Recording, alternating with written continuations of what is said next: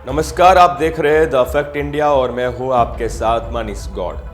राजस्थान में 27 दिन बाद बीते शनिवार को भजनलाल शर्मा मंत्रिमंडल का विस्तार हुआ।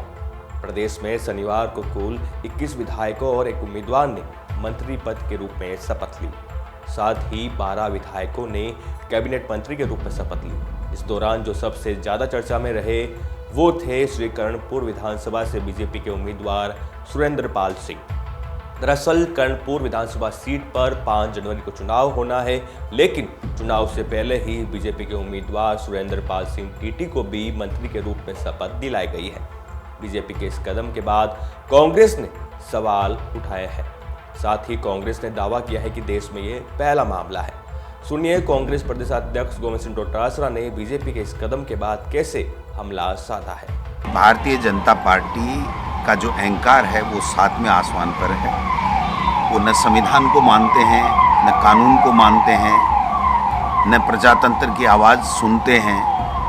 आपने लोकसभा में भी देखा होगा किस प्रकार 140 से ज़्यादा सांसदों को निकाल दिया गया, उनकी बात नहीं सुनी गई। और आज तो उनके अहंकार की पराकाष्ठा है।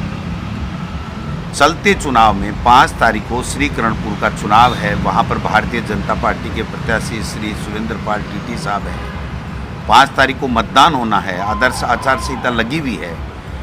लोगों को प्रभावित करने के लिए, मतदाताओं को प्रभावित करने के लिए उन्होंने जानबूझ करके उनको राज्य मंत्री की शपथ आज दिलाई है। मैं समझता हूँ कि ये इनका जो प्रयास है ये कामयाब नहीं होगा, लेकिन हमें आपत्ति है।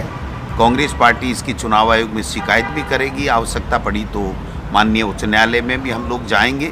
वहीं गोविंद सिंह डोटासरा ने सोशल मीडिया प्लेटफॉर्म एक्स पर लिखा, बीजेपी का अहंकार 7वें आसमान पर है। बीजेपी ने चुनाव आयोग को ठेंगा दिखाकर आदर्श आचार संहिता का उल्लंघन करते हुए श्री कर्णपुर से बीजेपी उम्मीदवार सुरेंद्र पाल सिंह टीटी को मंत्री पद की शपथ दिलाई है। देश में ये पहला मामला है जब चुनाव से पूर्व बीजेपी ने अपने उम्मीदवार को मंत्री बनाया है। कांग्रेस इस मामले को चुनाव आयोग के संज्ञान में लाकर कार्रवाई की मांग करेगी। बीजेपी भले ही मतदाताओं को लालच दे, लेकिन श्री कर्णपुर की सीट कांग्रेस पार्टी बड़े अंतर से जीतेगी।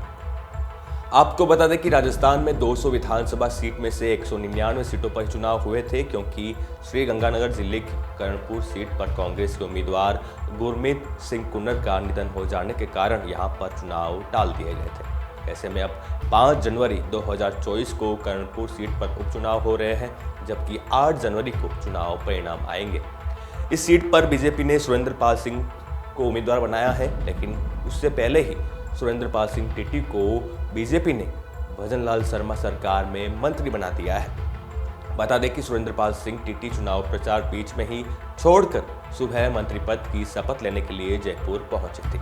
ऐसी तमाम अपडेट के लिए बने रहिए हमारे साथ। नमस्कार।